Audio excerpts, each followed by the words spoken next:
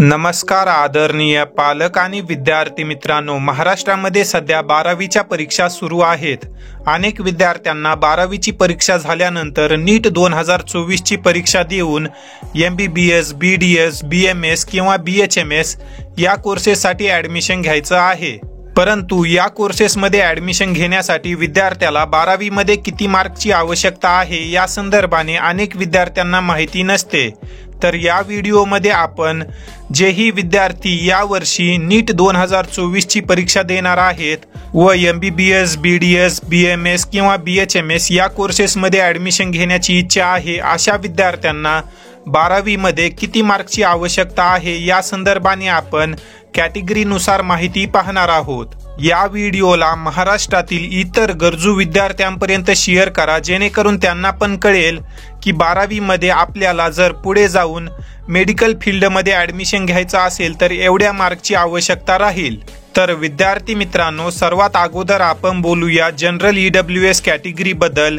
जेही विद्यार्थी general EWS मध्ये येतात अशा विद्यार्थ्यांना 12वीच्या PCB ग्रुपिंग मध्ये 150+ मार्कची आवश्यकता आहे।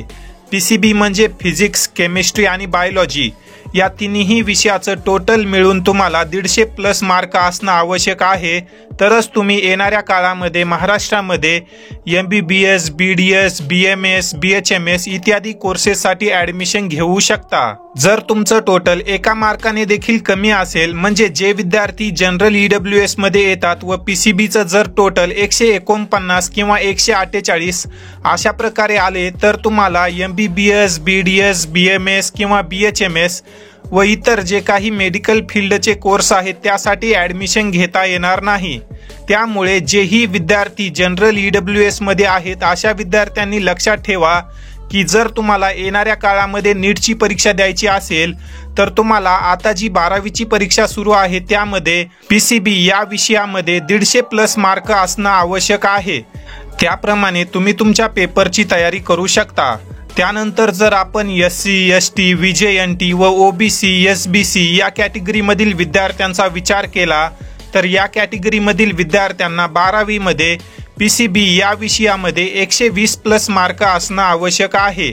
याही विद्यार्थ्यांनी 120+ मार्क घेणं आवश्यक आहे, तरच त्यांना या कोर्सेसमध्ये ॲडमिशन घेण्याची संधी मिळेल। त्यानंतर जर आपण PWD विद्यार्थ्यांचा विचार केला, जर विद्यार्थी जनरल मध्ये असेल व PWD कॅन्डिडेट असेल तर अशा विद्यार्थ्याला PCB मध्ये 135+ मार्क असणं आवश्यक आहे, तरच तो विद्यार्थी या कोर्सेसमध्ये ॲडमिशन घेण्यासाठी इलिजिबल असेल। आणि ज्याही विद्यार्थ्यांना महाराष्ट्र सोडून इतर बाहेर राज्यामध्ये म्हणजेच मध्य प्रदेश, कर्नाटक, हरियाणा यासारख्या राज्यामध्ये MBBS किंवा BMS साठी जाण्याची इच्छा आहे त्या विद्यार्थ्यांना PCB मध्ये 150+ मार्क असणं आवश्यक आहे।